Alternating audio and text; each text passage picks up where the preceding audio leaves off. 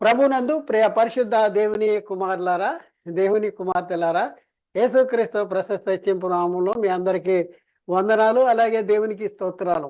ప్రియులారా, మనము గత కొన్ని క్లాసులుగా హేబేలు అనే అనే శీర్షికలో మరి కొన్ని రెండు పాఠాలను మనం నేర్చుకున్నాం. మొదటి పాఠంలో 1A 1B అనే పాఠాలు మనం నేర్చుకున్నాం.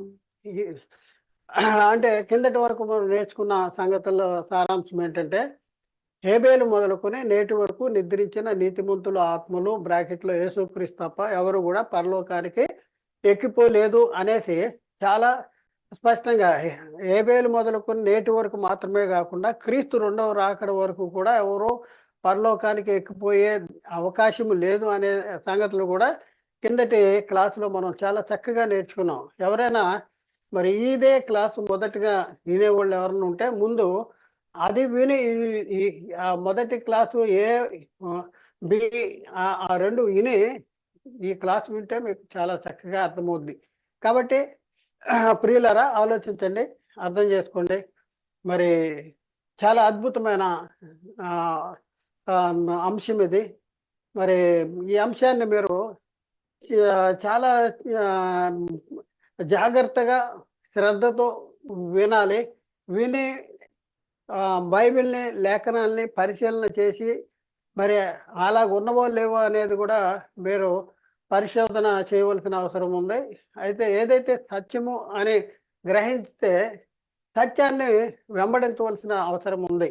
కాబట్టి ప్రియులారా, ఈరోజు మనం నేర్చుకునే అంశము మనం పరిశీలన చేస్తే, ఈరోజు మనం నేర్చుకున్నది హేబేలు క్లాస్ 2. హేబేలు మొదలుకొని నేటి వరకు నిద్రించిన నీతిమంతులు బ్రాకెట్ల ఆత్మలో యేసుక్రీస్తు తప్ప మరి వీళ్ళందరూ ఎక్కడ ఉన్నారు, వీళ్ళందరూ కూడా ఎక్కడ ఉన్నారు అనే సంగతి. హేబేలు మొదలుకొని నేటి వరకు నిద్రించిన నీతిమంతుల ఆత్మలో పరలోకానికి ఎక్కిపోలేదు అనేది గత క్లాసులో మనం నేర్చుకున్నాం.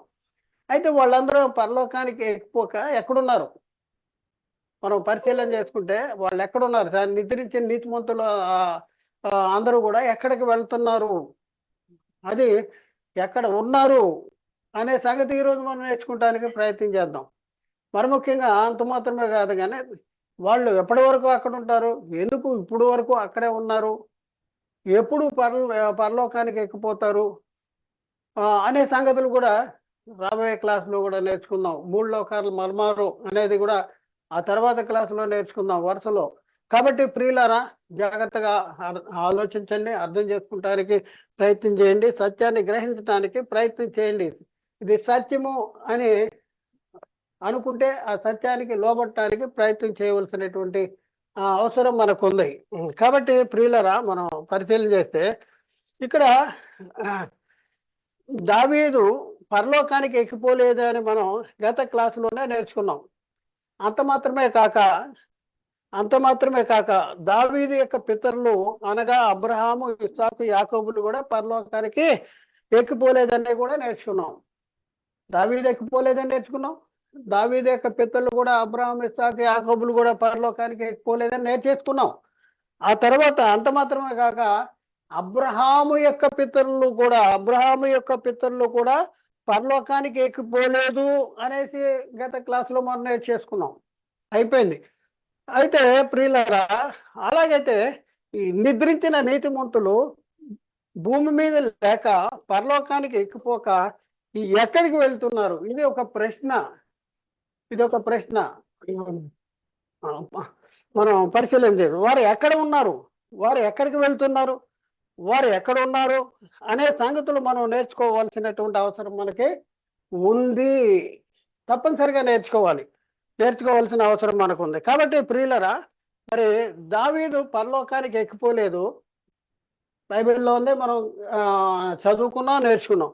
పరలోకానికి ఎక్కిపోయిన దావీదు తన పితరుల ఎద్దకు వెళ్ళాడని ఉంది.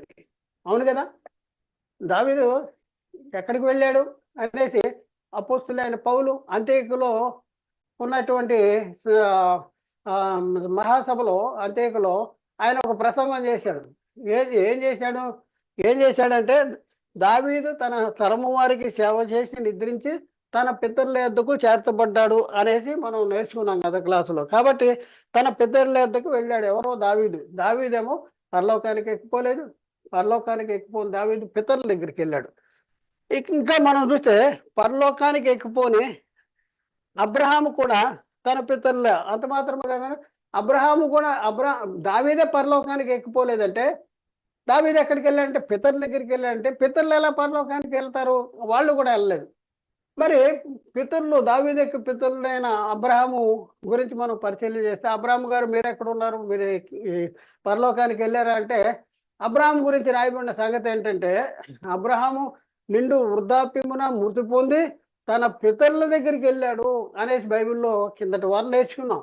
కాబట్టి ఇక్కడ మనం చూస్తే పరలోకానికి ఎక్కిపోయిన అబ్రహాము కూడా తన పితరుల దగ్గరికి వెళ్ళాడు. మరి పితరుల దగ్గరికి వెళ్ళాడు అంటే మనకేమర్థమైంది? దావీదు పరలోకానికి ఎక్కిపోలేదు, దావీదు అబ్రహాం దగ్గరికి వెళ్ళాడు అంటే పితరుల దగ్గరికి వెళ్ళాడు. కాబట్టి దావీదు యొక్క పితరులు పరలోకానికి ఎక్కిపోలేదు. మరి దావీదు యొక్క పితరుడైన అబ్రహాము గురించి మనం ఆలోచిస్తే ఆయన కూడా ఆయన పితరుల దగ్గరికి, అబ్రహాము కూడా అబ్రహాము యొక్క పితరుల దగ్గరికి వెళ్ళాడు అనేసి బైబిల్లో ఉంది. కాబట్టి చాలా గమ్మత్తుగా ఉంది కదా. భూమి మీద లేక పరలోకానికి ఎక్కిపోక నరకానికి దిగిపోక వీళ్ళందరూ ఎక్కడికి వెళ్ళారు ఇది మనం తెలుసుకోవాల్సిన అవసరం ఉంది. అయితే ఇంతవరకు మనం గత క్లాసులో నేర్చుకున్నాం. ఇప్పటి వరకు కూడా ఈ సంగతులన్నీ కూడా గత క్లాసులో మనం నేర్చేసుకున్నాం. అయితే నిద్రించిన నీతిమంతులందరూ పరలోకానికి ఎక్కిపోక ఎక్కడికి వెళ్తున్నారు, వారు ఇప్పుడు ఎక్కడ ఉన్నారు అనే సత్యాన్ని ఈ తరగతిలో నేర్చుకోవడానికి ప్రయత్నం చేద్దాము. చాలా అద్భుతమైన అంశము. ఆత్మ సంబంధమైన సంగతులతో సరిచూసుకొని సర్వసత్యాన్ని గ్రహించడానికి ప్రయత్నం చేస్తున్నాం. కాబట్టి ఆలోచించేయండి ప్రియులరా. మరి మన సొంత అనుభవాలు కానీ లేకపోతే బైబిల్కి పరిశుద్ధాత్మకి బోధకి బయట ఉన్న సంగతులు కానీ మనం చెప్పడానికి ముందుకు రావట్లా. ఓన్లీ పరిశుద్ధాత్మని బోధ మాత్రము అపోస్తులు ప్రవక్తలు వేసిన పునాది ఈ సంగతులు చెప్పడానికి ప్రయత్నం చేస్తున్నాం. బైబిల్ ఏం చెప్తుంది, ఆ బైబిల్లో ఉన్న సంగతులను మనం తెలుసుకుని పరిశీలన చేద్దాం. చూడండి ప్రియులరా, దావీదు అబ్రహాం గారి దగ్గరికి వెళ్ళాడు. మరి అబ్రహాం గారి గురించి మనం ఆలోచిస్తే అబ్రహాము ఎక్కడికి వెళ్ళాడంటే అబ్రహాము యొక్క పితరులు హానోకు, నోవాహు, హేబేలు, వీళ్ళు అబ్రహాము యొక్క పితరులు.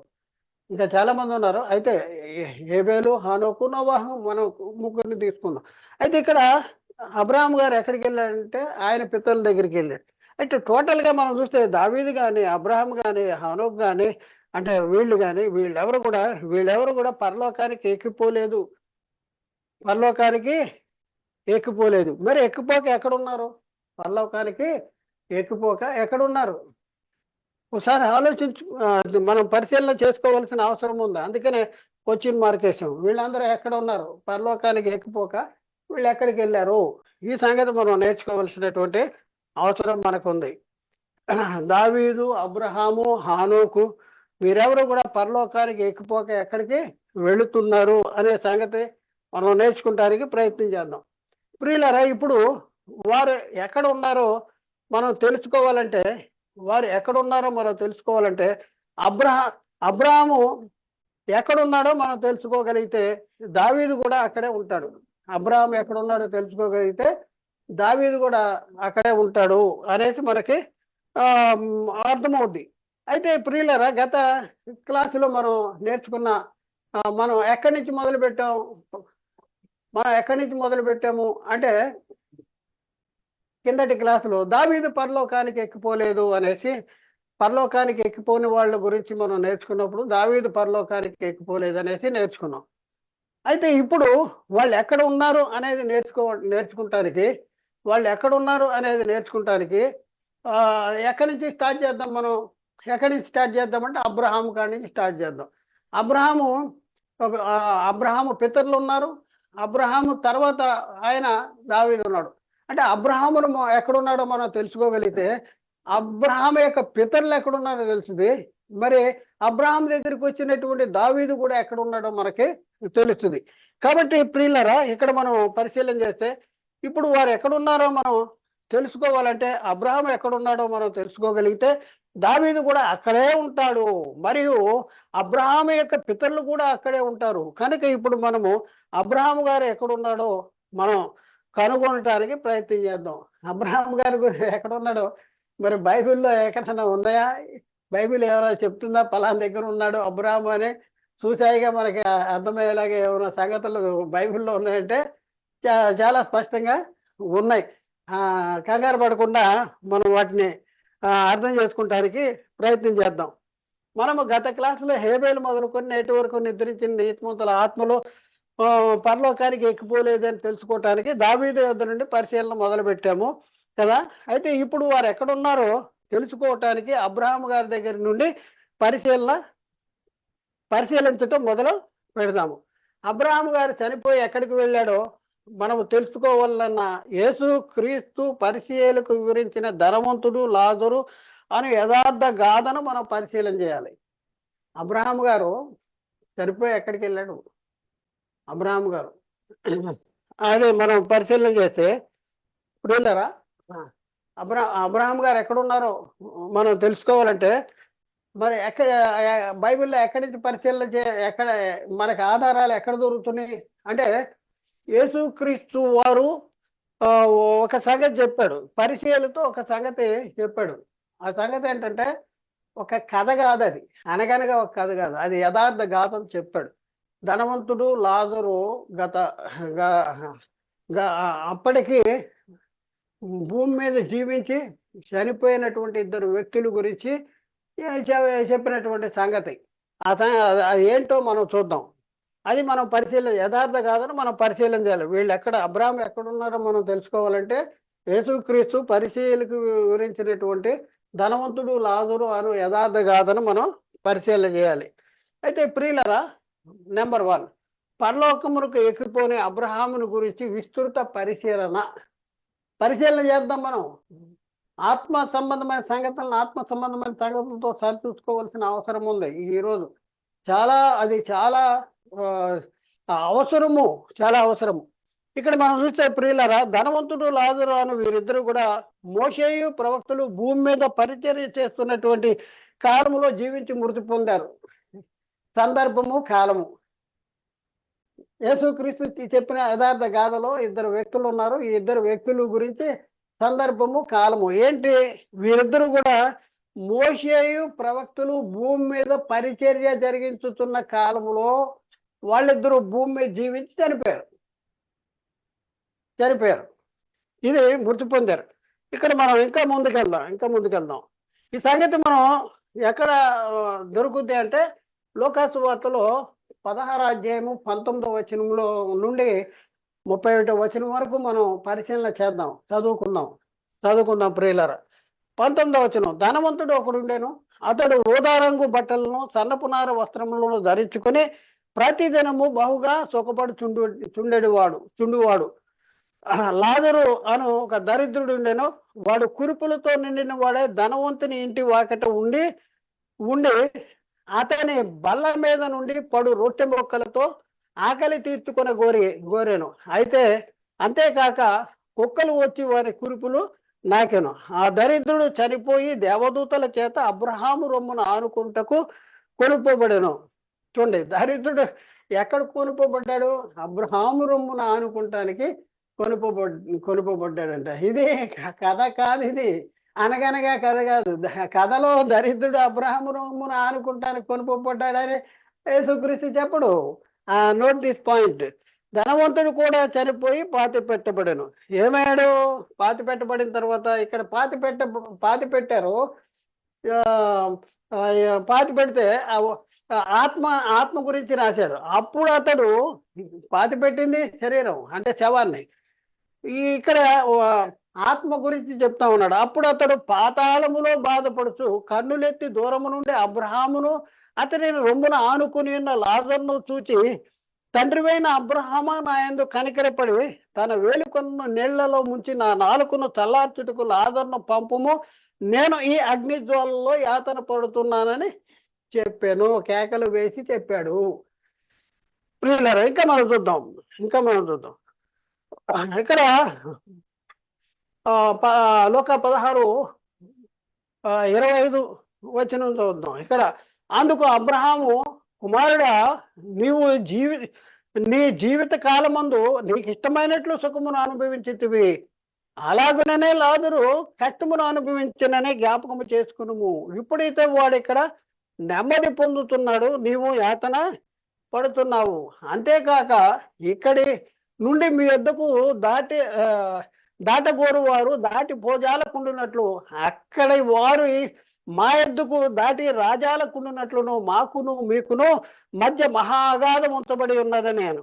అప్పుడు అతడు, తండ్రి, అంటే ధనవంతుడు చెప్తున్నాడు, తండ్రి, నాకు అలాగైతే 5 సహోదరులు ఉన్నారు, వారును ఈ వేదనకరమైన స్థలమునకు రాకుండానట్లు వారికి సాక్ష్యం ఇచ్చుటకై నా తండ్రి ఇంటికి వారిని పంపవలననే నిన్ను వేడుకొనుచున్నానన్ను. అందుకు అబ్రహాము, వారి యొద్ద మోషేయు ప్రవక్తలు ఉన్నారు.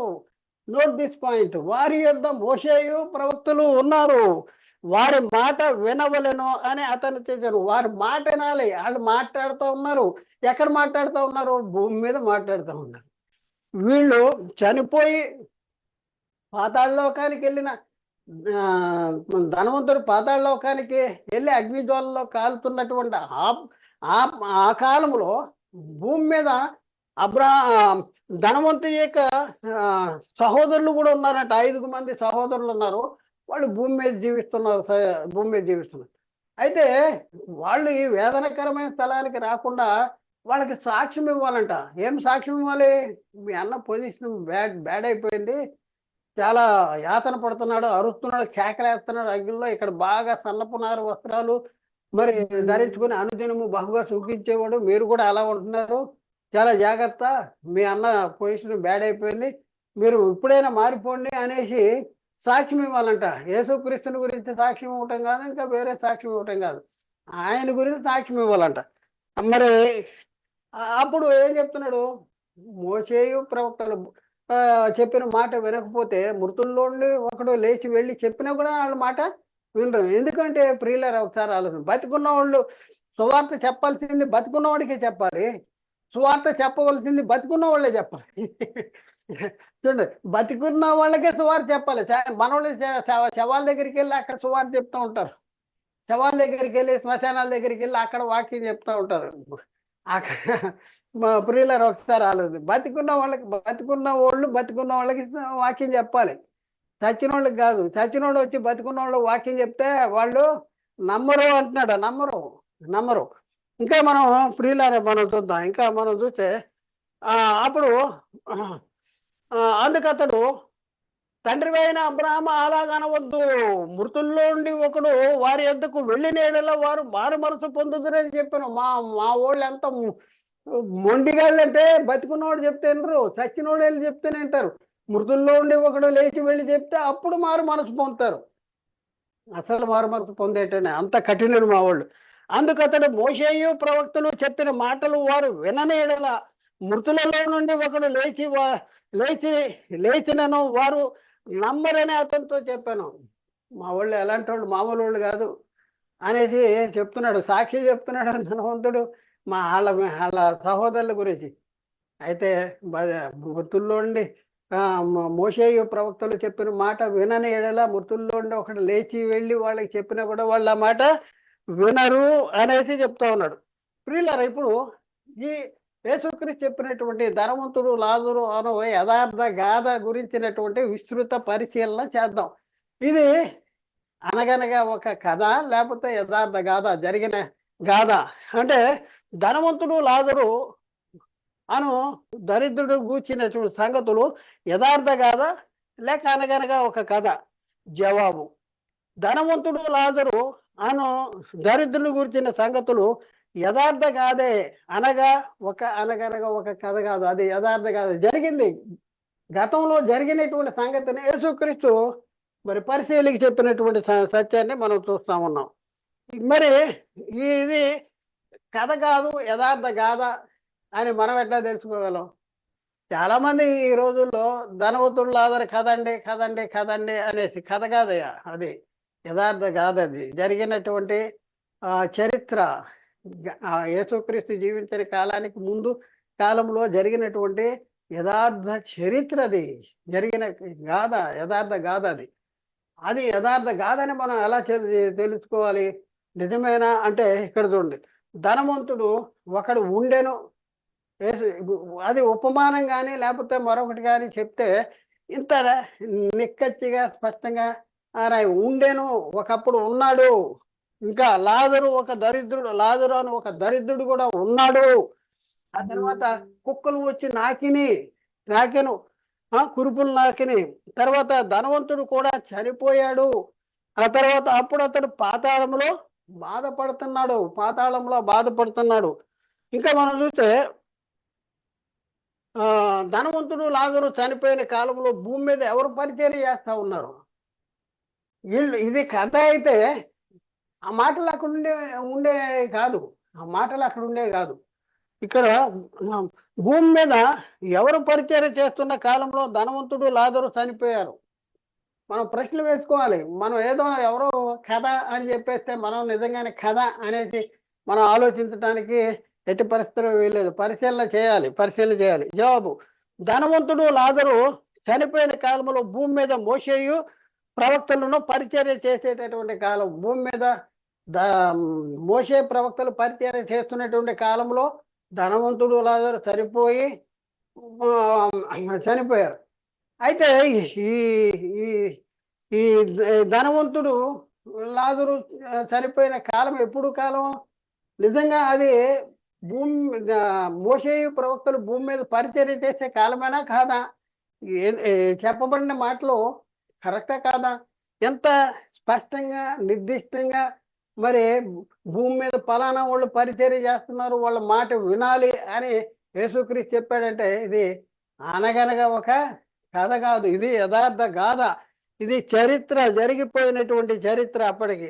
ఇంకా మనం చూద్దాం చూడండి, లోకాసు వార్త 16, 27, 28లో అప్పుడు అతడు, అలాగైతే నాకు 5 సహోదరులు ఉన్నారు, వారిని ఈ వేదనకరమైన స్థలములకు రాకుండాన్నట్లు సాక్ష్యం ఇచ్చుటికే నా తండ్రి ఇంటికి వారిని పంపవలని నిన్ను వేడుకొనుచున్నాను.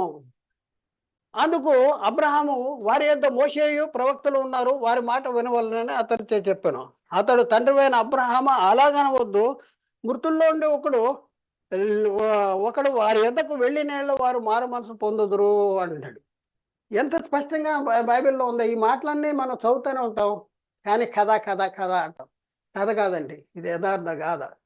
భూమి మీద మోషేయు ప్రవక్తలు పరిచర్య చేస్తున్న కాలంలో జీవించి చనిపోయినటువంటి వారే వీరిద్దరు. ఇంకా మనం చూస్తే లోకాసు వార్త 16:31లో అందుకంతడు, మోషేయు ప్రవక్తలు చెప్పిన మాట విననేలా మృతుల్లో ఉండి ఒకడు లేచిన వారు నమ్మరని చెప్పాను అంటాడు. ఇక 4వ ప్రశ్న మనం వేసుకుంటే, ధనవంతుడు చనిపోయి ఎక్కడికి వెళ్ళాడు?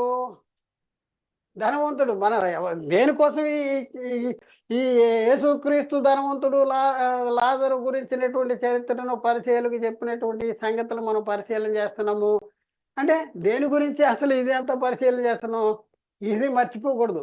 దేని గురించి అంటే అబ్రహాం గారు ఎక్కడ ఉన్నారు? ముతుపు భూమి మీద. అబ్రహాం గారు భూమి మీద లేడు, చనిపోయాడు. భూమి మీద లేడు, పరలోకానికి ఎక్కిపోయాడు, నరకానికి దిగిపోలేదు. మరి ఎక్కడున్నాడు అబ్రాహ్మ గారు? ఎక్కడున్నాడు? పితరులు ఎక్కడున్నారు? దావీదు ఎక్కడున్నాడు? అబ్రాహ్మ గారు ఎక్కడున్నారు? అబ్రాహ్మ యొక్క పితరులు ఎక్కడున్నారు? ఇవన్నీ పరిశీలన చేస్తానికి మనం ఇక్కడికి వచ్చేసాం. లూకాసు వార్త 16 యేసుక్రీస్తు లాజరు ధనవంతుడి గురించినటువంటి యథార్థ గాథను పరిచయాలకి చెప్పిన పరిస్థితిని మనం చూసుకుంటూ అక్కడికి వచ్చేసాం. ఇక్కడ మనం చూస్తే ధనవంతుడు చనిపోయి ఎక్కడికి వెళ్ళాడు? లైన్లోకి వచ్చాం మనం. ఇప్పుడు ధనవంతుడు చనిపోయి ఎక్కడికి వచ్చాడు? ఇప్పుడు మనం చదివాం కదా, 16 19 నుంచి 31 వచనం వరకు చదివాం కదా. ఈ వచనాలన్నింటిలో కూడా వీటికి ఆన్సర్ ఉంది. ధనవంతుడు చనిపోయి ఎక్కడికి వెళ్ళాడు? అంటే ఆన్సర్, ధనవంతుడు చనిపోయి పాతాళ లోకానికి వెళ్ళాడు. మనం గుర్తు చేసుకోవాల్సింది మర్చిపోకూడదు. మనం అబ్రహాం గురించి ఎదుగుతున్నాం. అబ్రహాం ఎక్కడున్నాడు అనే దాని గురించి ఎదుగుతున్నాం. అది మాత్రం మర్చిపోవద్దు. ధనవంతుడు చనిపోయి ఎక్కడికి వెళ్ళాడు? ధనవంతుడు పాతాళ లోకానికి వెళ్ళాడు. ఇంకా మనం చూద్దాం. మరి లూకాసు వార్త 16, 22, 23లో పాతాళ లోకానికి వెళ్ళినటువంటి దరిద్రుడికి, ధనవంతుడికి ఎవరు కనపడుతున్నారు? పాతాళ లోకానికి వెళ్ళినటువంటి ధనవంతుడికి, అగ్నిలో యాతన పడుతున్నటువంటి ధనవంతుడికి ఎవరు కనపడతా ఉన్నారు అనేసి మనం పరిశీలన చేద్దాం. ఇక్కడ మనం చూస్తే ఆ దరిద్రుడు చనిపోయి దేవదూతల చేత అబ్రహాము రొమ్మున ఆనుకుంటకు కొనుపోబడెను. ఏమైందంట? ఆ దరిద్రుడు కూడా చనిపోయాడు. చనిపోగానే ఎవరొచ్చారంటే దేవదూతల చేత అబ్రహాము రొమ్మున ఆనుకుంటకు కొనుపోబడెను. ధనవంతుడు కూడా చనిపోయి పాతి పెట్టబడెను. అప్పుడతడు పాతాళంలో బాధపడుతూ కన్నులెత్తి దూరము నుండి అబ్రహామును అతని రొమ్మున ఆనుకుని లాజరును చూచెను. చూడండి, చాలా జాగ్రత్తగా ఫ్రీగా ఉండండి. ధనవంతుడు ఎక్కడికి వెళ్ళాడు? పాతాళ లోకానికి వెళ్ళాడు. పాతాళ లోకంలో ఏం చేస్తున్నాడు? ఆడుకుంటున్నాడా? ఆడుకోవట్లేదు. బాగా తింటున్నాడా? సన్నపనార వస్త్రాలు ధరించుకుంటున్నాడు? లేదు. అగ్ని జ్వాలల్లో యాతన పడుతున్నాడు. అగ్ని జ్వాలలో యాతన పడుతున్నటువంటి ధనవంతుడికి దూరము నుండి ఇద్దరు వ్యక్తులు కనపడ్డారు. ఎవరంటే అబ్రహాము అతని రొమ్మున ఆనుకుని లాజరు కనపడతా ఉన్నారు. ఎక్కడికి వెళ్ళినా ధనవంతుడికి అబ్రహాము లాజరు కనపడుతున్నారు. పాతాళ లోకానికి వెళ్ళినటువంటి ధనవంతుడికి అబ్రహాము లాజరు, దూరము నుండి అబ్రహాము లాజరు కనపడుతున్నాడు. అబ్రహాము అతని రొమ్మున ఆనుకుని లాజరు కనపడుతున్నటువంటి పరిస్థితి. ప్రశ్న వేసుకుందాం. పాతాళ లోకానికి వెళ్ళిన ధనవంతుడికి ఎవరు కనిపిస్తున్నారు? జవాబు, పాతాళ లోకానికి వెళ్ళిన ధనవంతుడికి అబ్రహాము అతని రొమ్మున ఆనుకుని లాజరు కనపడుతూ ఉన్నారు. ఇక్కడ మనం చూద్దాం. లూకాసు వార్త 16, 22, 23. దరిద్రుడు చనిపోయి దేవదూతల చేత అబ్రహాము రొమ్మున ఆనుకుంటూ కొనుపోబడిన, ధనవంతుడు కూడా చనిపోయి పాతి పెట్టబడిన. అప్పుడు అతను పాతాళంలో బాధపడుతూ కన్నులెత్తు దూరము నుండి అబ్రహామును అతని రొమ్మున ఆనుకున్న లాజరుని చూశాడు. నిజంగా ఇది కరెక్టేనా? కరెక్టే. ఎక్కడికి వెళ్ళాడు ధనవంతుడు? పాతాళ లోకానికి వెళ్ళాడు. పాతాళ లోకానికి వెళ్ళిన ధనవంతుడు ఏం చేస్తా ఉన్నాడు? అగ్ని జ్వాలలో యాతన పడుతున్నాడు. అగ్ని జ్వాలలో యాతన పడుతున్నటువంటి ధనవంతుడికి దూరము నుండి ఎవరు కనపడ్డారు? అబ్రహాము అతని రొమ్మున లాజరు కనపడ్డాడు. ఇవన్నీ మైండ్లో పెట్టుకోవాలి. మైండ్లో పెట్టుకుంటేనే అర్థమవుద్ది. ఇప్పుడు ధనవంతుడు ఉన్న స్థలం యొక్క ప్రభావం ఏంటి? ధనవంతుడు ఉన్న స్థలము ఏసీ రూమ్లో ఉన్నాడా? అక్కడ ఏసీ ఉందా అంటే ఏసీ లేదు. ఎలా ఉందో చూద్దాం. ధనవంతుడు అగ్ని జ్వాలలో యాతన పడుతున్నాడు. ధనవంతుడు వేదనకరమైన స్థలంలో ఉన్నాడు. వేదన పొందుతున్నాడు. వేదనకరమైన అగ్ని జ్వాలలో యాతన పడుతున్నాడు. అలాంటి పరిస్థితుల్లో మరి ధనవంతుడు ఉన్నాడు. అయితే ఇంకా మనం వచనం చూద్దాం. తండ్రి అయిన అబ్రహామా, నా యందు కనికరపడి తన వేలు కొనను నాటి నోటిలో ముంచి నా నాలుక చల్లార్చుటకు లాజరును పంపుము. నేను ఈ అగ్ని జ్వాలలో యాతన పడుతున్నాను. అంటే పాతాళ లోకానికి వెళ్ళిన ధనవంతుడు ఉన్న స్థలం యొక్క ప్రభావం ఏంటంటే ఆయన మారుస్తున్నాడు. నేను ఈ అగ్ని జ్వాలలో యాతన పడుతున్నాను అంటున్నాడు. మరొక వచనం చూద్దాం. యాతన పొందుతున్నాడంట. లూకాసు వార్త 16, 24, 25. అందుకు అబ్రహాము అంటున్నాడు ధనవంతుడితో, కుమారుడా, నీవు నీ జీవితకాలం అంతా నీకు ఇష్టమైనట్లు సుఖమును అనుభవించేటివి, అలాగనే లాజరు కష్టమును అనుభవించినని జ్ఞాపకం చేసుకో. నువ్వే జ్ఞాపకం చేసుకో. ఎందుకంటే నీ ఇంటి వాకిటి కూర్చునేవాడు కదా. నువ్వు తినేసిన రొట్టె ముక్కల్ని, బల్ల మీద పడిన రొట్టె ముక్కల్ని భుజించేవాడు. కుక్కలు వచ్చి నాకని నీకు తెలుసు కదా. అందుకని నువ్వే జ్ఞాపకం చేసుకో. ఇప్పుడైతే చూడండి, వీళ్ళు జీవించిన కాలంలో పొజిషన్ ఏంటి, ఇప్పుడున్న పొజిషన్ ఏంటి, అదే గుర్తు చేస్తా ఉన్నాడు అబ్రహాము ధనవంతుడితో. ఇప్పుడైతే ఒకప్పుడు నువ్వెలా ఉన్నావు అని, నీవు నీ జీవిత కాలం అంతా నీకు ఇష్టమైన సుఖమును అనుభవించేటివి. ఇప్పుడైతే వాడిక్కడ నెమ్మది పొందుతున్నాడు. నువ్వు యాతన పడుతున్నావు, నువ్వు యాతన పడుతున్నావు. అంటే వాళ్ళిద్దరూ ధనవంతుడున్న స్థలం యొక్క ప్రభావం ఎలాంటిది అంటే యాతన పడేది, అగ్నిజ్వాలలో యాతన పడుతున్నాడు. ఇంకా మరొక వచనాన్ని కూడా మనం చూద్దాం. లోకాసువార్త 16:27-28లో ధనవంతుడు చెప్తున్నాడు, ఆయన గురించి ఆయనే చెప్తున్నాడు. ఆయన ఏం చెప్తున్నాడు చూద్దాం. అప్పుడు అతడు ధనవంతుడు చెప్తున్నాడు, లోకాసువార్త 16:27-28. అప్పుడు అతడు, తండ్రి అలాగైతే నాకు 5 సహోదరులు ఉన్నారు, వారును ఈ వేదనకరమైన స్థలమునకు రాకుండా వారికి సాక్ష్యం ఇచ్చుడికే నా తండ్రి ఇంటికి వారిని పంపవలనని నేను వేడుకొనుచున్నాను. యాతన పొందుతున్నాడు, వేదన పొందుతున్నాడు. ఇక్కడ వేదనకరమైన స్థలము. మనం ధనవంతుడు చనిపోయి ఎక్కడికి వెళ్ళాడు అనుకున్నాం? పాతాళ లోకానికి వెళ్ళిన ధనవంతుడు ఆయన ఉన్న స్థలములో ఆయన కలిగినటువంటి అనుభవం ఇది. వేదన పొందుతున్నాను, నేను ఈ అగ్నిజ్వాలలో యాతన పడుతున్నాను.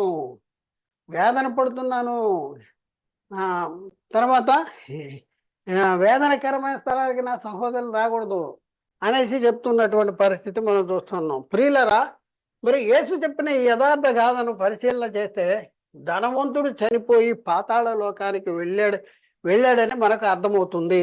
నిజమే కదా?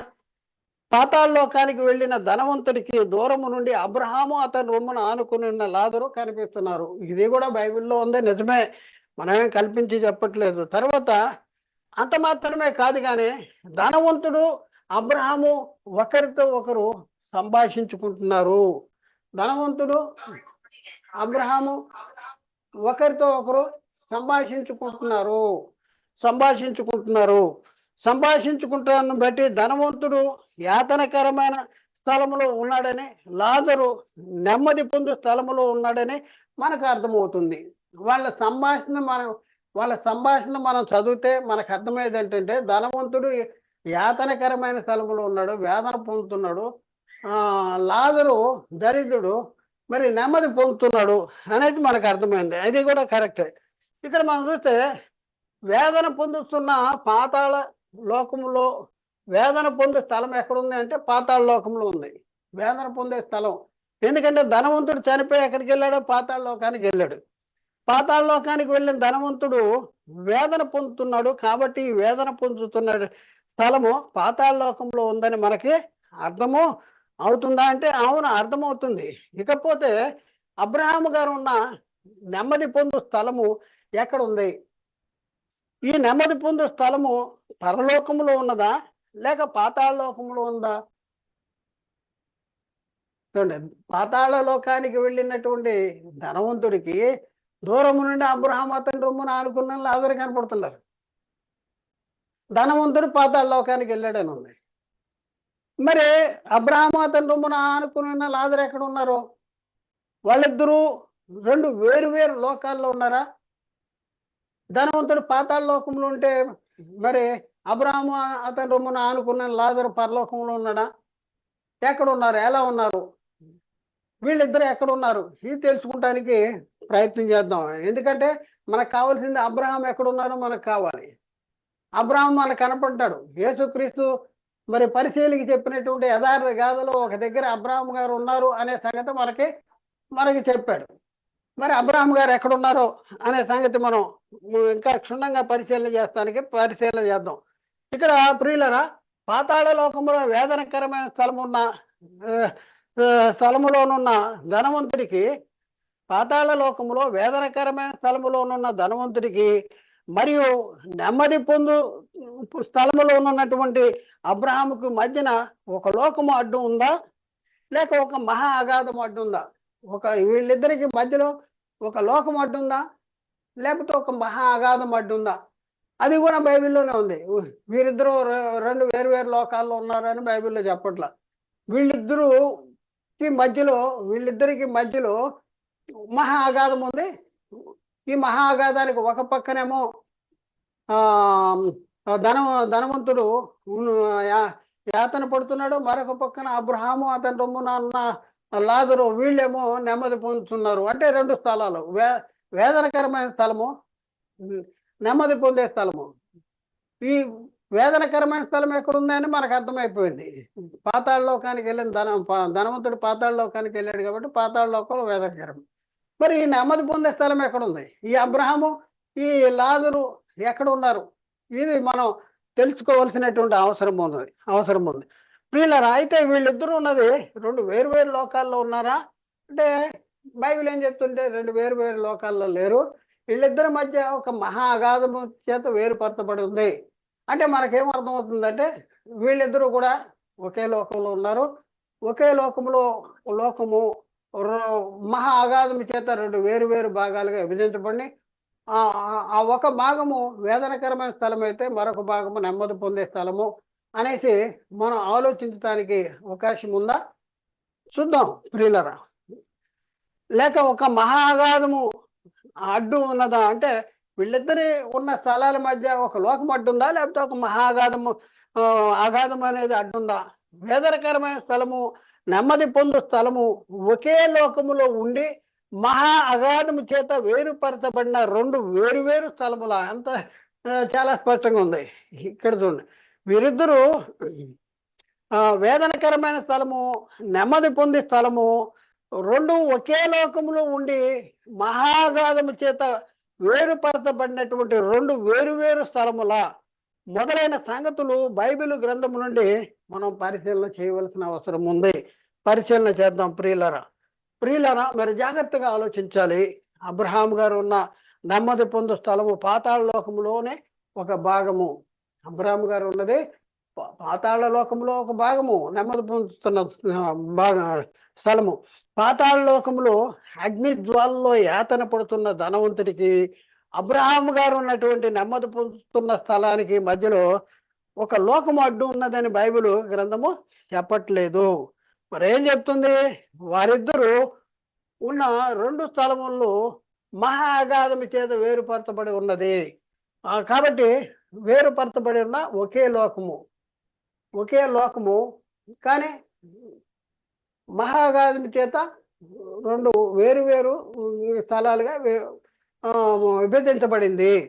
అవును, పాతాళ లోకము మహాగాధము చే 2 భాగములుగా వేరు చేయబడి ఉన్నది. కంగారు పడదు ఎవరు. అబ్రహాం గారు పాతాళ లోకానికి వెళ్ళాడంటే కంగారు పడుంది. మనకు అర్థమవుతుంది అది. ఇద్దరు 2 వేరు వేరు లోకాల్లో లేరు. అసలు పరలోకం ఎక్కిపోలేదని ఇంతకు ముందే తెలుసుకున్నాం. ఇప్పుడు పరలోకం ఎక్కిపోక ఎక్కడ ఉన్నాడంటే, ఇదిగో పాతాళ లోకంలో ధనవంతుడు చూస్తూ ఉన్నాడు. ఆయన అబ్రహామును చూస్తూ ఉన్నాడు, అబ్రహాంతో మాట్లాడుతూ ఉన్నాడు. ఇది యథార్థ గాథ. ఇంకా మనం చూద్దాం. ఈ మహాగాధము నాకు ఒక ప్రక్కన యాతనకరమైన స్థలము, అందులో ధనవంతుడు యాతన పడుతున్నాడని, మరొక ప్రక్కన నెమ్మది పొందే స్థలము ఉన్నదని, అందులో అబ్రహాము అతని రొమ్మును ఆనుకుని లాజరు ఉన్నారని మనకు అర్థమవుతుంది. చాలా స్పష్టంగా అర్థమవుతుంది. ఇంతకీ దావీదు పితరుడైన అబ్రహాము గారు పాతాళ లోకంలో నెమ్మది పొందు స్థలములో కనపడుతున్నాడు. అవును, నెమ్మది పొందే స్థలంలో కనపడుతున్నాడు. మనం యేసుక్రీస్తు చెప్పినటువంటి యథార్థ గాథను బట్టి ఎక్కడ కనపడుతున్నాడు అబ్రహాం అంటే, పాతాళ లోకంలో నెమ్మది పొందే స్థలంలో కనపడుతున్నాడు. కనుక తన పితరుల ఎదుకు చేర్చబడిన దావీదు కూడా పాతాళ లోకంలో నెమ్మది పొందే స్థలంలో ఉన్నాడని కూడా మనకు అర్థమవుతుంది. అబ్రహాం ఎక్కడుంటాడు? దావీదు కూడా అక్కడే ఉంటాడు. ఎందుకంటే దావీదు అబ్రహాం దగ్గరికి వెళ్ళాడు, అంటే దావీదు తన పితరుల దగ్గరికి వెళ్ళాడు, అక్కడే ఉంటాడు. కాబట్టి మనకు అలా అర్థమవుతుంది. ఇకపోతే అబ్రహాము మృతి పొంది తన పితరుల దగ్గరికి వెళ్ళాడు కాబట్టి అబ్రహాము ఉన్న పాతాళ లోకంలోనే నెమ్మది పొందే స్థలంలోనే అబ్రహాము యొక్క పితరులైన హేబేలు, హానోకు, నోవాహు తదితరులందరూ కూడా ఉన్నారని కూడా మనకి అర్థమవుతుంది. అబ్రహాం ఎక్కడున్నాడో మనం కొంతవరకు మనం తెలుసుకోగలిగాం. పాతాళ లోకానికి వెళ్ళాడు. పాతాళ లోకములో 2 భాగాలుగా విభజించబడి ఉంటే, ఒక భాగంలో వేదనకరమైన స్థలము, అందులో ధనవంతుడు ఉన్నాడు. ఈ ధనవంతుడికి దూరం నుండి అబ్రహాం కనపడుతున్నాడు. ఈ అబ్రహాం ఉన్న స్థలమేమో నెమ్మది పొందే స్థలము. ఈ రెండింటికి 2 లోకాలు అడ్లు లేవు. స్థలాల్ని వేరుపరచబడేది ఏంటంటే మహాగాధము. అంటే ఒకే లోకము రెండు మహాగాధముతో వేరుపరచబడింది. ఒక భాగమేమో వేదనకరమైన స్థలము, మరొక భాగమేమో నెమ్మది పొందే స్థలము. ఈ స్థలములోనే అబ్రహాం గారు కనపడుతున్నారు కాబట్టి, మరి దావీదు చనిపోయి అబ్రహాం గారి దగ్గరికి వెళ్ళాడని బైబిల్లో ఉందంటే, దావీదు పితల దగ్గరికి వెళ్ళాడని ఉంది కాబట్టి, దావీదు కూడా అక్కడే ఉన్నాడని మనకు అర్థమవుతుంది. మరి ముఖ్యంగా దావీదు చనిపోయి అబ్రహాం గారు చనిపోయి ఎక్కడికి వెళ్ళాడంటే ఆయన పితల దగ్గరికి వెళ్ళాడని చెప్పబడింది కాబట్టి, అబ్రహాం ఎక్కడున్నాడో అబ్రహాం యొక్క పితలు కూడా అక్కడే ఉన్నారని మనకి అర్థమవుతుంది. కనుక దావీదు దావీదు యొక్క పితడైన అబ్రహాము, అబ్రహామునకు పితరులైనటువంటి హేబేలు, హానోకు, నోవహులు కూడా పాతాళ లోకంలో నెమ్మది పొందే స్థలమునికి వెళ్ళారని మనకి చాలా చాలా స్పష్టంగా అర్థము అవుతుంది. ప్రశ్న: నిద్రించిన నీతిమంతులు ఆత్మలో నెమ్మది పొందు స్థలానికి మరొక పేరేంటి? నిద్రించి నీతిమంతుల ఆత్మలో నెమ్మది పొందుతున్నారు కదా, ఈ స్థలానికి మరొక పేరేంటి అంటే, అబ్రహాము గారు ఉన్న నెమ్మది పొందు స్థలము పొందుతున్న ఈ స్థలమునకు మరొక పేరేంటి? అబ్రహాం గారు నెమ్మది పొందుతున్నాడు కదా ఒక స్థలంలో, ఆ స్థలానికి ఒక పేరేంటి? ఏమైనా పేరుందా? ఇది మనం తెలుసుకోవాల్సిన అవసరం ఉంది. అబ్రహాం నీతిమంతుడే కదా, నీతిమంతుడు ఆయన అబ్రహాము మృతి పొందాడు కదా, మృతి పొంది ఎక్కడికి వెళ్ళాడు?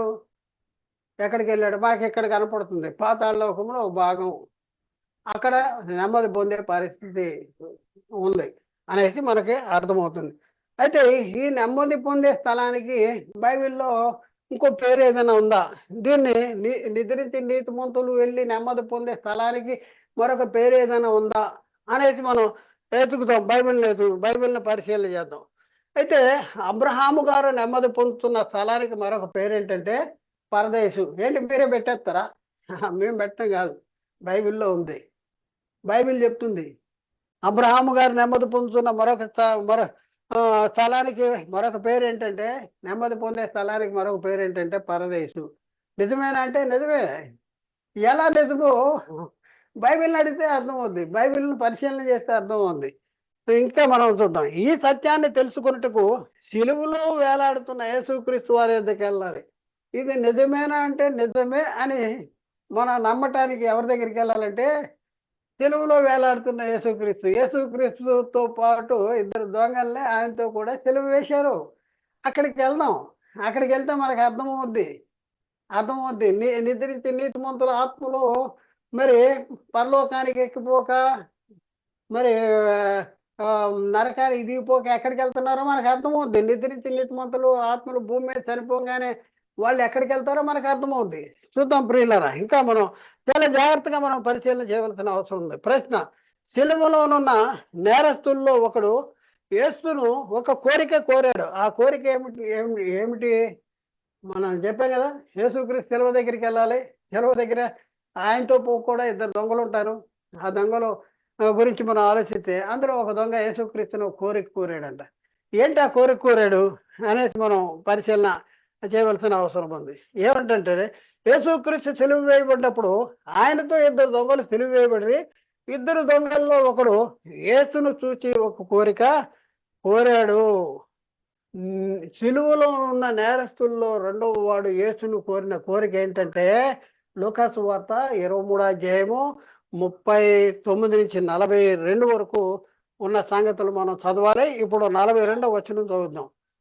ఆయనను చూచి, అంటే ఆ నేరస్తుడు ఆయన చూచి, సిలువలో ఉన్న ఒక దొంగ ఆయన చూసి ఏమంటున్నాడు? నీవు నీ రాజ్యంలోనికి వచ్చినప్పుడు నన్ను జ్ఞాపకము చేసుకునమనెను. నీవు నీ రాజ్యంలోనికి వచ్చినప్పుడు నన్ను జ్ఞాపకం చేసుకో అంటాడు. ఏంటంటే విచిత్రంగా ఉంది కదా, ఈ కోరిక.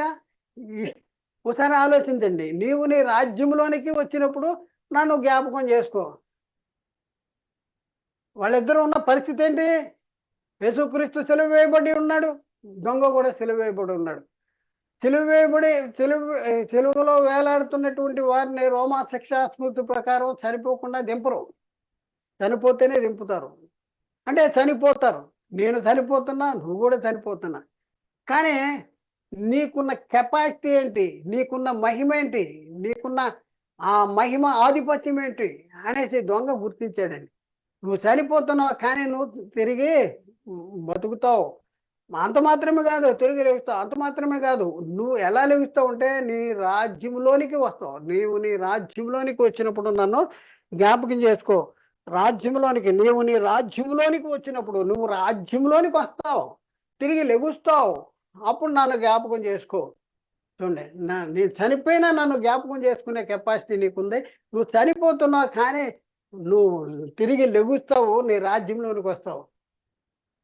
ఆలోచించండి, ఎంత జ్ఞానం ఉందో, ఎంత వివేకము, ఎలా వచ్చింది అది అంటే యేసుక్రీస్తు బోధించిన బోధనలే విన్నటువంటి వాడే ఆ దొంగ. మనం చాలా బోధలు వింటున్నాం కానీ అవి మన మైండ్కి ఎక్కట్లా. కానీ దొంగ యేసుక్రీస్తు చెప్పిన మాటల్లో దొంగ విన్నాడు, గ్రహించాడు, అర్థం చేసుకున్నాడు. క్రీస్తు కెపాసిటీ ఏంటో అర్థం చేసుకోగలిగాడు. నువ్వు చనిపోతున్నా కానీ నువ్వు తిరిగి లెగుస్తావు, నీవు నీ రాజ్యంలోనికి వస్తావు అనేసి చెప్తా ఉన్నాడంటే ఒళ్ళు గగుల్పాటు పడాలి మనకి. ఏంటి, మనం ఇప్పటికీ అన్ని మనం పుస్తకాలు ఎదురుగా పెట్టి బైబిల్ మనకి లిఖితపూర్వకంగా ఉండి మనం చదువుతున్నా కూడా మనకి ఏమీ అర్థం కావట్లేదు. ఒకసారి ఆలోచించండి, ఎంత కోరిక, ఎలాంటి కోరిక కోరాడు. నీవు నీ రాజ్యములోనికి వచ్చినప్పుడు నన్ను జ్ఞాపకము చేసుకునుము అంటాడు. నేను చనిపోతున్నా, నువ్వు చనిపోతావు కానీ నువ్వు బతికి నువ్వు మృతుల్లోని తిరిగి లేస్తావు, నీ రాజ్యములోనికి వస్తావు. అప్పుడు నన్ను జ్ఞాపకం చేసుకుంటే నేను నా రాజ్యంలోనికి వచ్చినప్పుడు, నేను మృతుల్లోని తిరిగి లేచినప్పుడు నువ్వు అక్కడ ఉండవు కాబట్టి నిన్ను ఇప్పుడే జ్ఞాపకం చేసుకుంటున్నా అనేసి యేసుక్రీస్తు ఆ దొంగతో ఏం చెప్పాడో ఆ సంగతి మనం విందాం. అందుకు యేసు ఆ దొంగతో లోకాసు వార్త 23:43 23:43 అందుకు ఆయన వానితో, నేడు నీవు నాతో కూడా పరదేశంలో ఉండువని నిశ్చయముగా చెప్తున్నాను. చూడండి, మనం ఊరిని చదివేస్తాం కానీ ఈ చదివినటువంటి మాటల యొక్క ఆంతర్యం ఏంటి, మాటల్లో ఉన్న పరమార్థం ఏంటి మనం గుర్తించలేనటువంటి పరిస్థితుల్లో ఉన్నాం. ఎందుకంటే ఆత్మ సంబంధంగా జన్మించలేనటువంటి పరిస్థితుల్లో మనకి వాక్యాలు అర్థం కావట్లా. ఇదే వాక్యము ఎన్నోసార్లు చదివి ఉంటాం, ఇప్పుడు కొత్తగా మనకు అర్థమవుద్ది. చూడండి, అందుకు యేసు అంటున్నాడు వానితో, నేడు నీవు నాతో కూడా పరదేశంలో ఉందని నీతో నిశ్చయముగా చెప్తున్నా. నీవు నాతో కూడా ఎక్కడ ఉంటాడంట? పరదేశంలో ఉందువు. యేసుక్రీస్తు సెలవులో మృతి పొంది ఎక్కడికి వెళ్తానంటున్నాడు? పరదేశకు వెళ్తానంటున్నాడు. నువ్వు కూడా పరదేశంలో ఉంటావు అంటున్నాడు. ఎంత అద్భుతమైనటువంటి సంగతి మనకు అర్థమవుతుందో. సరే, ఇలా మనం బైబిల్ని ఎప్పుడైనా ఆలోచించడానికి ప్రయత్నం చేస్తున్నామా? తప్పనిసరిగా ప్రయత్నం చేయాలి. ప్రియులారా, ఈ వచనంలో యేసుక్రీస్తు సెలవులో ఉన్న దొంగతో చెప్పినటువంటి సమాధానమును బట్టి వెలుగులోనికి వచ్చిన మరి రెండు సంగతులు వెలుగులోనికి వచ్చాయంట. ఏంటా రెండు సంగతులు తెలుసుకుందాం ప్రియులారా. రెండు సంగతులు వెలుగులోకి వచ్చాయంట. మొదటి సంగతి ఏంటంటే, యేసుక్రీస్తు సెలవులో మృతి పొంది పరలోకానికి ఎక్కిపోలేదని. యేసుక్రీస్తు సెలవులో మృతి పొంది వెంటనే అదే రోజు పరలోకానికి ఎక్కిపోలేదు. ఆయన ఆ దినమున నిశ్చయముగా పరదేశికే వెళ్ళాడని మనకు అర్థమవుతుంది. పరలోకానికి ఎక్కిపోలేదు. ఎక్కడికి వెళ్ళాడు? పరదేశికి వెళ్ళాడు. నేడు నీవు నాతో కూడా పరదేశంలో ఉందని నిశ్చయముగా చెప్తున్నానని చెప్పాడు. ఆ మాటను బట్టి అర్థమవుతుందంటే యేసుక్రీస్తు సెలవు మీద నుంచి నేరుగా పరలోకానికి ఎక్కిపోలేదు. ఎక్కడికి వెళ్ళాడు? పరదేశికి వెళ్ళాడు. ఇంకొక సంగతి మనం చూద్దాం. రెండో సంగతి ఏంటి? ఇది చాలా అద్భుతం. రెండో సంగతి మనకు అర్థమైతే బైబిల్ సగం అర్థం అవుద్ది. ఇక్కడ చూద్దాం, భూమి మీద నీతిమంతులుగా జీవించి చనిపోయిన వారు చనిపోగానే నేరుగా పరలోకానికి ఎక్కిపోరని, పరదేశులకు దిగిపోతారని మనకు అర్థమవుతున్నది. పరలోకానికి వెళ్ళరు. ఎవరు? భూమి మీద నీతిమంతులుగా జీవించి ఎవరైతే మృతి పొందుతారో, చనిపోతారో వాళ్ళు ఎక్కడికి వెళ్తారంట? వాళ్ళు కూడా పరదేశికే వెళ్తారు. ఎందుకంటే యేసుక్రీస్తు నీతిమంతుడు. యేసుక్రీస్తు అన్ని విషయాల్లో మన వలె శ్రమ పడినా కూడా ఆయన పాపం లేనివాడుగా జీవించాడు. ఆయన ఏమంటున్నా యేసుక్రీస్తు ఏమంటా, నా యందు పాపం ఉన్నదని ఎవడు స్థాపించినట్టు, పరిశుద్ధుడు, నీతిమంతుడు, పాపుల్లో చేరక పవిత్రుడు మరి అలాంటి పరిశుద్ధుడు, అలాంటి నీతిమంతుడు చనిపోయి ఎక్కడికి వెళ్తానంటే పరదేశికి వెళ్తా అంటున్నాడు. దీన్ని బట్టి మనకు ఏమర్థం అవుతుందంటే, భూమి మీద నీతిమంతులుగా జీవించి చనిపోయినటువంటి వారు ఎక్కడికి వెళ్తారు వాళ్ళ ఆత్మలు అంటే, పరదేశికే వెళ్తారు, పరదేశికే వెళ్తారు, పరదేశికే వెళ్తారు అనేసి రెండు సంగతులు మనం ఎప్పుడైనా ఆలోచించామా? ఒకసారి ఆలోచించండి. ఏం చదువుతున్నాం బైబిల్? 100 సార్లు చదివా, 200 సార్లు చదివా, ఏంటది చదువు? అర్థమవుతుందా బైబిల్ చదువుతుంటే మీకు? ఒకసారి ఆలోచించుకోవాల్సిన అవసరం ఉంది ప్రియులారా. ఇంకా కనుక పరదేశులు నిద్రించిన నీతిమంతులు నెమ్మది పొందే స్థలమని మనకు అర్థమవుతుంది. పరదేశం ఏంటంటే నిద్రించిన నీతిమంతులు ఆత్మలో నెమ్మది పొందే స్థలము. అబ్రహాం గారు ఎక్కడున్నాడు? నెమ్మది పొందే స్థలం ఉన్నాడు. అబ్రహాము నీతిమంతుడు. అలాగే యేసుక్రీస్తు నీతిమంతుడు. యేసుక్రీస్తు ఎక్కడికి వెళ్తా అన్నాడు? పరదేశికి వెళ్తా అన్నాడు. పరదేశం అనేది నెమ్మది పొందే స్థలము. పరదేశం అనేది నీతిమంతులు నీతిమంతులుగా నిద్రించిన వారు నెమ్మది పొందే స్థలమే పరదేశం. కాబట్టి మనకి ఏమర్థం అవుతుంది? పరదేశం నిద్రించిన నీతిమంతులు నెమ్మది పొందే స్థలం అని మనకు అర్థమవుతుంది. ఈ పరదేశం పాతాళ లోకములో ఉందని మనకు అర్థమవుతుంది. ఎందుకు పాతాళ లోకంలో ఉందని చెప్తున్నాం? ధనవంతుడు ఎక్కడికి వెళ్ళాడు? ధనవంతుడు పాతాళ లోకానికి వెళ్ళాడు. ధనవంతుడు పాతాళ లోకానికి వెళ్ళిన ధనవంతుడికి ఎవరు కనపడుతున్నారంటే, దూరం నుండి అబ్రహాము అతని రొమ్మున అనుకోండి. వీళ్ళిద్దరూ రెండు వేరు లోకాల్లో లేరు, కానీ ఒకే లోకం రెండు భాగాలుగా విభజించబడింది. ఒక భాగంలో వేదనకరమైన స్థలం, మరొక భాగంలో నెమ్మది పొందే స్థలం. మరి అబ్రహాము గారు నెమ్మది పొందే స్థలంలో ఉన్నాడు, నీతిమంతుడిగా జీవించాడు నెమ్మది పొందే స్థలానికి. యేసుక్రీస్తు కూడా నీతిమంతుడిగా జీవించి మరి ఆయన కూడా ఒక స్థలానికి వెళ్ళాడు చనిపోయి. ఆ స్థలానికి బైబిల్ ఏం చెప్తుందంటే పరదేశం. అంటే మనకు అర్థమైంది ఏంటంటే, ఆ నెమ్మది పొందే స్థలమే ఈ పరదేశం. ఆ నెమ్మది పొందే స్థలం ఎక్కడుంది అంటే పాతాళ లోకము ఉంది. ఇక్కడే యేసుక్రీస్తు వెళ్ళినటువంటి పరదేశం కూడా ఎక్కడ ఉంది అంటే, అది పరదేశం నెమ్మది పొందే స్థలం ఒకటే కాబట్టి పరదేశం కూడా పాతాళ లోకంలోనే ఉంది అనేసి మనకి చాలా చక్కగా అర్థమవుద్ది కదా.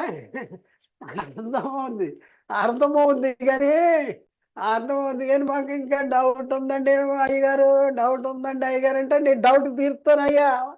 నీ డౌట్ ఏంటో నేను తీరుస్తాను. నా డౌట్ ఉంది, ఇదిగో చూడండి. చాలా మంది మీకున్న డౌట్ లేదని నేనే వేసి అడిగి నీకు ఆన్సర్ చెప్తున్నాను. ఇప్పుడు చెప్తున్నాను, ఈ అంశం విషయంలో చాలా క్లాసులు ఉన్నాయి. ఈ క్లాసులన్నిటిలో కూడా మీ బుర్రలో ఈ అంశాల గురించి వ్యతిరేకంగా ఏమి నాటారో అవన్నీ పెకిలించడానికి నేను ప్రయత్నం చేస్తా. ఆ అసత్యాన్ని పెకిలించడానికి ప్రయత్నం చేస్తా. నాకు తెలుసు ఏ విషయాల్లో మీరు అసత్యంలో ఉన్నారో, ఏ విషయంలో సత్యానికి దూరంగా ఉన్నారో, సత్యం నుండి తప్పిపోయారో వాటన్నింటినీ చెప్పుకుంటూ అవి మీరు నమ్ముతున్నటువంటి ఇది సత్యము కాదు అసత్యము అనేసి లేఖనాంతరంగా మరి నిరూపించడానికి ప్రయత్నం చేస్తా. చాలా మందికి ఒక సందేహం రావచ్చు. ఏంటో సందేహం చెప్తున్నా. ఏమిటండి? ఏమనంటే సిలువలో ఉన్న దొంగతో యేసు నేడు నువ్వు నాతో కూడా పరదేశంలో ఉంటావు అని అన్నాడు, కానీ ఈ పరదేశ పాతాళ లోకములో ఉందని ఎక్కడ రాయబడి ఉంది? నిజమే కదా క్వశ్చన్ ఇది. యేసుక్రీస్తు సెలవులో ఉన్న దొంగతో నేడు నీవు నాతో కూడా పరదేశంలో ఉంటావని చెప్పాడు, కానీ ఈ పరదేశం అనేది పాతాళ లోకంలో ఉందని మీరు ఎలా చెప్తున్నారు? నేను చెప్పాను కదా, పాతాళ లోకంలో నెమ్మది పొందే స్థలానికి మరొక పేరు పరదేశం అని చెప్పాను కదా. మీరు ఎలా చెప్తున్నారు? మీకు ఆధారం ఏంటి అని మీరు అడుగుతారని నాకు తెలుసు. దానికి నేనే క్వశ్చన్ వేసా. మీరు అడిగే క్వశ్చన్ నేనే వేసా. ఉన్నదని ఎక్కడ రాయబడి ఉంది? ఈ పరదేశం పాతాళ లోకంలో ఉందని ఎక్కడ రాయబడి ఉంది? నేను చూపిస్తాను. మీకు అర్థం కాకపోతే, మీకు తెలవకపోతే, మీరు చూడలేకపోతే మీకు చూపిస్తానికి నేనున్నా. చూద్దాం చూడండి. మరియు అబ్రహాము తదితరుల నీతిమంతులు నెమ్మది పొందు స్థలములోనే ఉన్నారని చెబితే మేము నమ్ముతాం, కానీ ఈ నెమ్మది పొందు స్థలము పాతాళ లోకములో ఉన్నదని ఎక్కడ వ్రాయబడి ఉన్నది? అని కొందరు ప్రశ్నిస్తారు. అవును కదా? మళ్ళీ చూద్దాం. అబ్రహాము తదితరుల నీతిమంతులు నెమ్మది పొందే స్థలములో ఉన్నారని చెప్తే మేము నమ్ముతాం. కానీ ఈ నెమ్మది పొందు స్థలము పాతాళ లోకములో ఉన్నదని ఎక్కడ రాయబడి ఉంది అని కొందరు ప్రశ్నిస్తారు. దానికి ఆన్సర్ మనం చూద్దాం. ఎక్కడున్నారు ఏంటి మనం చూద్దాం. ప్రియులారా, ఈ ప్రశ్నలన్నింటికి బైబిల్ గ్రంథంలో స్పష్టమైన సమాధానంతో కూడిన వివరణ ఉన్నది. మనం అర్థం చేసుకుంటంలో లోపం అన్నమాట. చాలా చాలా చాలా చక్కగా ఉంది. ఇప్పుడు పరదేశు పాతాళ లోకంలోనే ఉన్నదని, యేసుక్రీస్తు సెలువులో మృతి పొంది పాతాళ లోకానికి దిగి వెళ్ళాడనే సంగతి సత్యవేద గ్రంథం నుండి తెలుసుకుందాం. మనం ఇప్పుడు యేసుక్రీస్తు సెలువులో యేసుక్రీస్తు ఏమన్నాడు దొంగతో? నేడు నీవు నాతో కూడా నిశ్చయముగా పరదేశంలో ఉంటావు అన్నాడు. ఈ పరదేశు ఎక్కడ ఉంది అంటే మనం ఏమన్నా పాతాళ లోకం ఉన్నాం. పాతాళ లోకం అంటే పాతాళ లోకంలో ఉంది అని నువ్వెలా చెప్పగలవు అనేది మీరు ప్రశ్నించవచ్చు. కానీ బైబిల్ దానికి ఆన్సర్ చెప్తుంది. అదే చెప్తున్నారు ఇక్కడ. యేసుక్రీస్తు సెలువులో మృతి పొంది పాతాళ లోకానికి దిగి వెళ్ళాడనే సంగతి మరి మనం ఎలా చెప్పుకోవాలంటే మనం చెప్పడం కాదు, బైబిల్ చెప్తుంది. సత్యవేద గ్రంథం నుండి మనం తెలుసుకుందాం. అందుకనే సాత్వికంతో వినమన్నాను. సాత్వికంతో. ప్రియులారా, ఈ పరదేశ పాతాళ లోకంలో ఉన్నది. పరదేశం ఎక్కడుంది? పాతాళ లోకంలో ఉంది. ముద్ర అంతే, ఇక దానికి క్వశ్చనే లేదు. యేసుక్రీస్తు సెలువులో మృతి పొందిన వెంటనే పాతాళ లోకానికి వెళ్ళాడు, అంటే పరదేశికి వెళ్ళాడు. పరదేశి పాతాళ లోకంలో ఉంది. పాతాళ లోకంలో ఉన్న పరదేశికి వెళ్ళాడు. ఈ సత్యాన్ని యేసుక్రీస్తు ఇప్పటికీ మనకు అర్థం కావట్లేదు ఈ సత్యం. కానీ ఎవరు ప్రవచించారు? క్రీస్తు పుట్టుకకు మునుపు ఎంతకాలము ముందు ప్రవచించేశారు. యేసుక్రీస్తు పాతాళ లోకానికి వెళ్తాడు, కానీ అక్కడే విడిచిపెట్టబడడు అనేసి ఎవరు ప్రవచించారు? ఎంతకాలం ముందు ప్రవచించారు క్రీస్తుకు పూర్వము? ఇప్పుడు మనకే అర్థం కావట్లేదు. చూడండి, ఈ సత్యాన్ని క్రీస్తు పుట్టుకకు సుమారు 1000 సంవత్సరాల ముందు జీవించినటువంటి దావీదు గారు క్రీస్తు పునరుద్ధానాన్ని గురించి ప్రవచించాడు. దావీదు గారంట ఆయన జీవించిన కాలంలో యేసుక్రీస్తు పునరుద్ధానాన్ని గురించి ప్రవచించారు. క్రీస్తుకు పూర్వము మరి దావీదు గారు ఎంతకాలం ముందు జీవించాడంటే 1000 సంవత్సరాల ముందు జీవించాడు. అంటే క్రీస్తు పుట్టక మునిపే 1000 సంవత్సరాల ముందే క్రీస్తు గురించి దావీదు గారు ప్రవచించాడు. ఏమని ప్రవచించాడు? ఏంటి ఈ సంగతి? ఏంటి ఓలేంటి? ఇది అంతా మనం చూద్దాం ప్రియులారా. క్రీస్తు పునరుద్ధానాన్ని గురించి ప్రవచించాడంట. ఏంటి ఆయన అంటే, రాబో దినాల్లో దేవుడు తనకిచ్చినటువంటి వాగ్దానం, అంటే దావీదుకి ఇచ్చిన వాగ్దానం చొప్పున క్రీస్తు పుడతాడని, ఆయన మృతి పొంది పాతాళ లోకానికి వెళ్తాడని, పాతాళ లోకానికి వెళ్ళిన క్రీస్తు అక్కడే విడిచిపెట్టబడ్డని, క్రీస్తును దేవుడు మృతుల్లో ఉండి తిరిగి లేపుతాడని, క్రీస్తు పునరుద్ధానాన్ని గురించి ముందుగానే తెలుసుకున్న దావీదు ప్రవచించాడు. ఎంత అద్భుతమైన సంగతి! దావీదు గారికి దేవుడు వాగ్దానం చేశాడు, నీ రాజ్యాన్ని స్థిరపరుస్తాను, నీ రాజ్యము నీ సింహాసనాన్ని స్థిరపరుస్తాను అన్నాడు. ఆ వాగ్దానాన్ని బట్టి దావీదు గారు మరి క్రీస్తు పునరుద్ధానాన్ని గురించి, దావీదు గారు క్రీస్తు పునరుద్ధానాన్ని గురించి ప్రవచించాడు. ఏంటంటే, వాగ్దానం చెప్పున క్రీస్తు పుడతాడని నమ్మాడు, ఆయన మృతి పొంది పాతాళ లోకానికి వెళ్తాడని నమ్మాడు, కానీ పాతాళ లోకానికి వెళ్ళిన క్రీస్తు అక్కడే ఉండిపోడని నమ్మాడు. క్రీస్తుని దేవుడు లేపుతాడు మృతుల్లో అనే నమ్మాడు. క్రీస్తు పునరుద్ధానాన్ని గురించి కూడా నమ్మి ఆయన ప్రవచించేశాడు. చూద్దాం ప్రియులారా, నిజమేనా ఇదంతా నిజమేనా? ఈ సత్యాన్ని తెలియపరిచే లేఖనాన్ని భాగాన్ని పరిశీలన చేద్దాం. కీర్తన గ్రంథంలో 16వ అధ్యాయము 10వ వచనంలో, ఎందుకనగా నీవు నా ఆత్మను పాతాళంలో విడిచిపెట్టవు, నీ పరిశుద్ధిని కుళ్ళు పట్టనేవు, నీవు నా ఆత్మను పాతాళంలో విడిచిపెట్టవు అనేసి ఇది దావీదు తన గురించి మాట్లాడుకున్నాడంటే కాదు, క్రీస్తుని గురించి ప్రవచించాడు. దేవుడు తనకి వాగ్దానం చేసినటువంటి వాగ్దాన సంతానమైన క్రీస్తుని గురించి దావీదు ముందుగా తెలుసుకుని ఆయన పునరుద్ధానాన్ని గురించి ప్రవచించినటువంటి సంగతి ప్రియులారా. ఈ ప్రవచనము క్రీస్తుని గురించినది. ఈ ప్రవచనము క్రీస్తులో నెరవేరిపోయిందని కూడా మొదటి శతాబ్దంలో క్రీస్తు యొక్క అపోస్తులు క్రీస్తు పునరుద్ధానాన్ని గురించి ప్రకటిస్తూ ఈ సత్యాన్ని బయలుపరిచారు. ఇది క్రీస్తుని గురించిన ప్రవచనాన్ని దావీదు ప్రవచించాడు. ఇది దావీదు తన గురించి చెప్పినటువంటి సంగతి కాదు. చూద్దాం. దేవుడు దావీదుకి ఇచ్చిన వాగ్దానమును బట్టి మృతి పొంది పాతాళ లోకానికి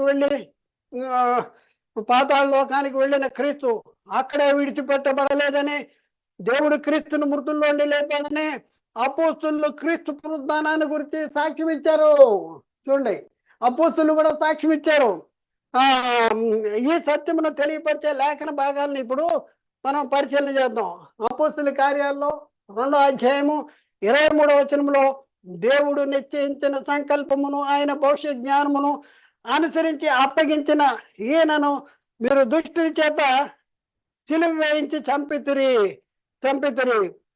మరణము ఆయనను బంధించుట అసాధ్యము గనక దేవుడు మరణ వేదనను తొలగించి ఆయనను లేపాను.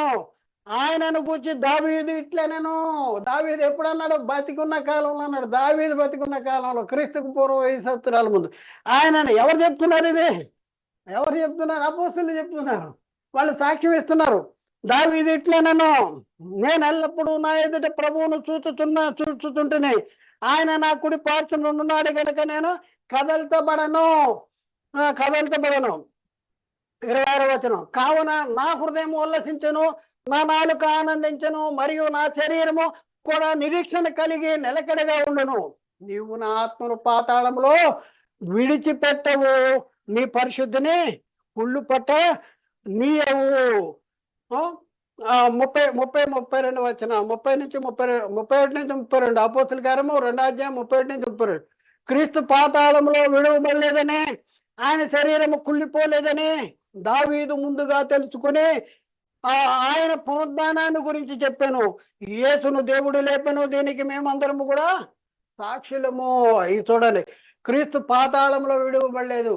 క్రీస్తు ఎక్కడికి వెళ్తాడో, సిలువలో మృతి పొందిన క్రీస్తు ఎక్కడికి వెళ్తాడని దావీదు ప్రవచించాడు? పాతాళానికి వెళ్తాడు, కానీ పాతాళంలో విడవబడడు. దేవుడు క్రీస్తుని లేపుతాడు అని దావీదు ప్రవచించాడు.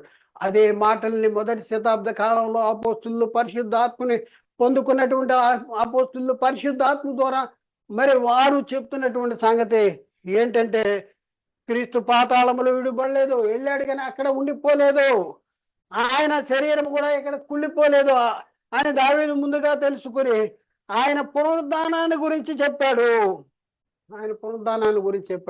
కాబట్టి మీరు చెప్పేది ఏంటనేది అపోస్తులు చెప్తారు. కాబట్టి యేసును దేవుడు లేపను, దీనికి మేమందరం కూడా సాక్షులము.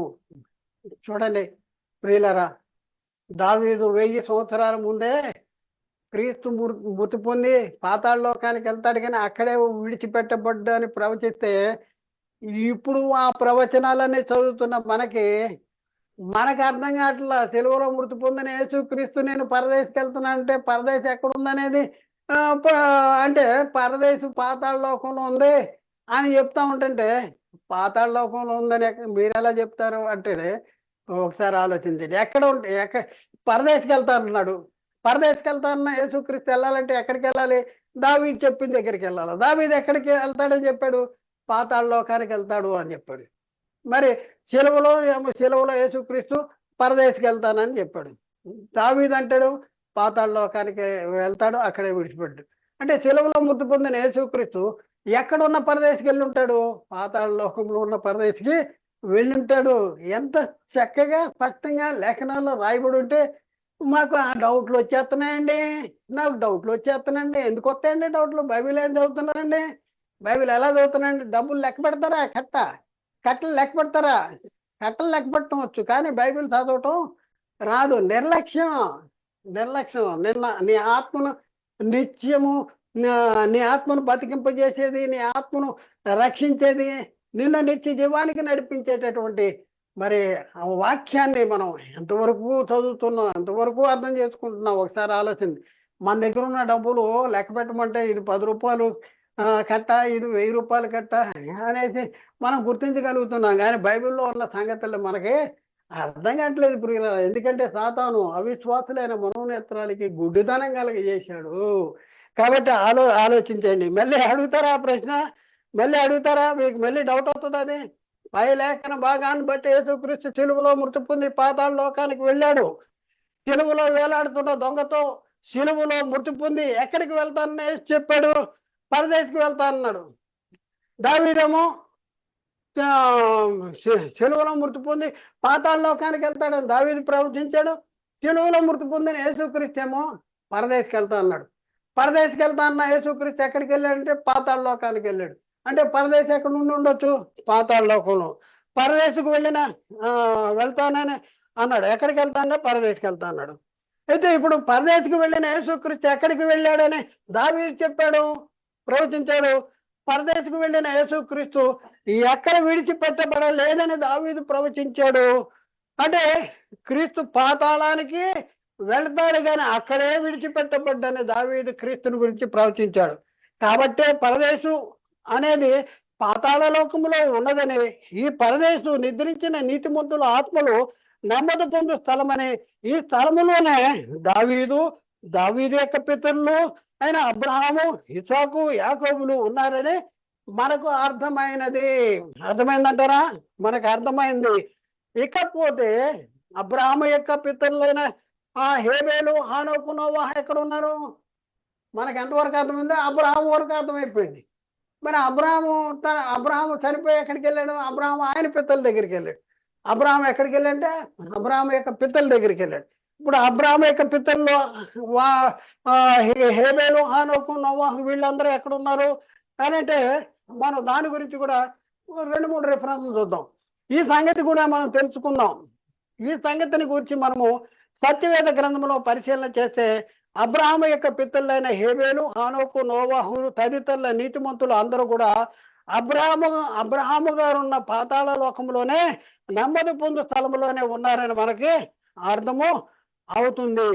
ఎందుకు అంటే అబ్రహాము యొక్క పితరులైన హేబేలు, హానోకు, నోవాహు తదితర నీతిమంతులు అందరూ కూడా అబ్రహాము గారు ఉన్న పాతాళ లోకంలోనే నెమ్మది పొందు స్థలంలోనే ఉన్నారని తెలియపరిచేటటువంటి లేఖనాలను ఇప్పుడు కొన్ని చదువుదాం. లేఖనాలను చూద్దాం. దేవుడు అబ్రహాంతో ఆయన జీవించిన కాలంలో చెప్తున్న మాట ఏం చెప్తున్నాడు? దేవుడు అబ్రహాంతో అంటున్నాడు, ఆదికాండం 15:15లో, నీవు క్షేమంగా నీ పితరుల వద్దకు పోయేదవు, మంచి వృద్ధాప్యం మందు పాతి పెట్టబడదు, నువ్వు క్షేమంగా నీ పితరుల దగ్గరికి వెళ్తావు అరే అబ్రహాం చెప్పాడు. దేవుడు అబ్రహాంతో నువ్వు పితరుల దగ్గరికి వెళ్తావు, నీ పితరుల దగ్గరికి వెళ్తావు. అబ్రహాం గారు ఎక్కడికి వెళ్ళి ఉంటాడు? పితరుల దగ్గరికి వెళ్ళి ఉంటాడు. అంటే అబ్రహాం యొక్క పితరులు ఎక్కడ ఉంటారు? అబ్రహాం గారు ఎక్కడ ఉన్నారో మనకు అర్థమైపోయింది. అబ్రహాం గారు పాతాళ లోకంలో నెమ్మది పొందే స్థలంలో ఉన్నాడు, పరదేశ స్థలంలో ఉన్నాడు. నెమ్మది పొందే స్థలమైన పరదేశంలో ఉన్నాడు. మరి అబ్రహాం యొక్క పితరులు కూడా అక్కడే ఉంటారు కదా. అక్కడే ఉన్న పితరుల దగ్గరికి అబ్రహాం వెళ్ళాడు కాబట్టి అబ్రహాం కంటే ముందే పితరులు వెళ్ళారు కాబట్టి అబ్రహాం అక్కడే ఉన్నాడు. అబ్రహాం యొక్క పితరులు కూడా అక్కడే ఉన్నారు. మొదటి దినవృత్తాంతాలు 17:11లో అక్కడ మనం చూస్తే ఇక్కడ కూడా దేవుడు మాట్లాడుతున్నాడు, నీ జీవిత దినములు తీరి నీ పితరుల యొద్దకు నీవు చేర్చబడినప్పుడు నీ కుమారుల వల్ల కలుగు నీ సంతతిని నేను స్థాపన చేసి అతని రాజ్యమును స్థిరపరిచేదను. దేవుడు మాట్లాడుతున్నాడు దావీదుతో. ఏమన్నా అంటే నీ జీవిత దినములు తీరిన తర్వాత నీ పితరుల యొద్దకు నువ్వు చేర్చబడినప్పుడు నీ కుమారుల వల్ల కలిగి నీ సంతతిని నేను స్థాపించేదను, అతని రాజ్యాన్ని నేను స్థిరపరుస్తా అంటాడు. నీ జీవిత దినాలు తీరిన తర్వాత నువ్వు ఎక్కడికి వెళ్తావు అంటే పితరుల దగ్గరికి చేరుతావు. నువ్వు ఎక్కడికి వెళ్తావు అంటే పితరుల దగ్గర. అబ్రహాం గారు ఎక్కడ వెళ్ళాడో మనకు తెలుసు. మరి అక్కడే అబ్రహాం ఎక్కడికి వెళ్ళాడంటే పితరుల దగ్గరికి. అంటే అబ్రహాం గారు వెళ్ళిన స్థలంలోనే పితరులు ఉన్నారని మనకు అర్థమవుతుంది. అబ్రహాము ఎవరి యొద్దకు చేర్చబడ్డాడని బైబిల్ చెప్తుంది అంటే ఆదికాండంలో 25:7-8 వచనాల్లో అబ్రహాము బ్రతికిన సంవత్సరములు 177. అబ్రహాము నుండి వృద్ధాప్యమునకు వచ్చిన వాడే మంచి ముసలితనమున ప్రాణము విడిచి మృతి పొంది తన పితరుల యొద్దకు చేర్చబడాను. అబ్రహాం ఎక్కడికి వెళ్ళాడంట?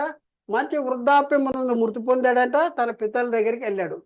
ఇప్పుడు మరి అబ్రహాం గారు పితరుల దగ్గరికి వెళ్ళాడు. ఈ వచనాన్ని బట్టి అబ్రహాము తన పితరులున్న దగ్గరికే ఉంటాడు కాబట్టి మరొక విధంగా చెప్పాలంటే అబ్రహాము గారు ఉన్న దగ్గరే అబ్రహాం యొక్క పితరులు కూడా ఉంటారు. కనుక మృతి పొందిన అబ్రహాము గారు ఎక్కడ ఉన్నారు అని ఇంతకు ముందే మనం తెలుసుకున్నాం. ఎక్కడున్నారు అనేది మనం తెలుసుకున్నాం. పాతాళ లోకంలో నిద్రించిన నీతిమంతుల ఆత్మలో నెమ్మది పొందు స్థలమైన పరదేశంలోనే అబ్రహాం గారు ఉన్నారని మనం తెలుసుకున్నాం కదా. మరి అబ్రహాం గారు పరదేశంలో పాతాళ లోకంలో నెమ్మది పొందు స్థలమైన పరదేశంలో ఉంటే మరి అబ్రహాం గారి పితరులు కూడా అక్కడే ఉంటారు. కాబట్టి ప్రియులరా, అబ్రహాము తన పితరుల దగ్గరికి వెళ్ళాడు కాబట్టి అబ్రహాం యొక్క పితరులు కూడా పరదేశంలోనే ఉన్నారని మనకి చాలా స్పష్టంగా అవుతుంది. పాతాళ లోకంలోని పరదేశు అనే నెమ్మది పొందే స్థలంలో ఉన్నారనే సంగతి మనకి చాలా స్పష్టంగా అర్థమవుతుంది. కాబట్టి ప్రియులరా, ఒక ఇంతవరకు పరిశీలించిన తర్వాత తేలిన ఫలితార్థం ఏదంటే, హేబేలు మొదలుకొని నేటి వరకు నిద్రించిన నీతిమంతులందరూ యేసుక్రీస్తు తప్ప పరలోకానికి ఎక్కిపోలేదని, వారు ఇంకనూ పరదేశంలోనే నెమ్మది పాతాళ లోకంలో ఉన్న నెమ్మది పొందే స్థలమైన పరదేశంలోనే ఉన్నారని మనకు చాలా స్పష్టంగా అర్థమవుతుంది. అవునంటారా కాదంటారా? అవునంటారా కాదంటారా? ఎక్కడ ఉన్నారు చూడండి, ఎంత వివరణ మనం పరిశీలనగా మనం తెలుసుకోవటానికి ప్రయత్నం చేశాం. ఎక్కడ ఉంటారు అబ్రహాం గారు? ఎక్కడికి వెళ్ళారు? ఎక్కడికి వెళ్తారని దావీదు ప్రవచించాడు. అబ్రహాం గారు ఎక్కడికి వెళ్ళాడంటే పాతాళ లోకానికి వెళ్ళాడు. పాతాళ లోకంలో నెమ్మది పొందేస్తాను. నిద్రించి నీతిమంతులు ఎక్కడికి వెళ్తున్నారంటే పరదేశికి వెళ్తారని యేసుక్రీస్తు తెలుగులో చెప్పాడు. మరి యేసుక్రీస్తు ఎక్కడికి వెళ్తాడు, ఎక్కడే విడిచిపెట్టబడ్డాడే దావీదు ప్రవచించాడంటే పాతాళ లోకానికి వెళ్తాడు, కానీ అక్కడే విడిచిపెట్టబడ్డు దేవుడు క్రీస్తుని మృతుల్లో ఉండి లేపు. పరదేశికి వెళ్తా అన్న యేసుక్రీస్తు పాతాళ లోకానికి వెళ్తాడు, వెళ్ళి అక్కడే విడిచిపెట్టబడ్డాను దావీదు. అంటే పరదేశ్ అనేది పాతాళ లోకంలో భూమి మీద నీతిమంతులుగా జీవించి నిద్రించిన వారు ఉండేటటువంటి నెమ్మది పొందే స్థలం అని మనకి చాలా చక్కగా అర్థమైంది.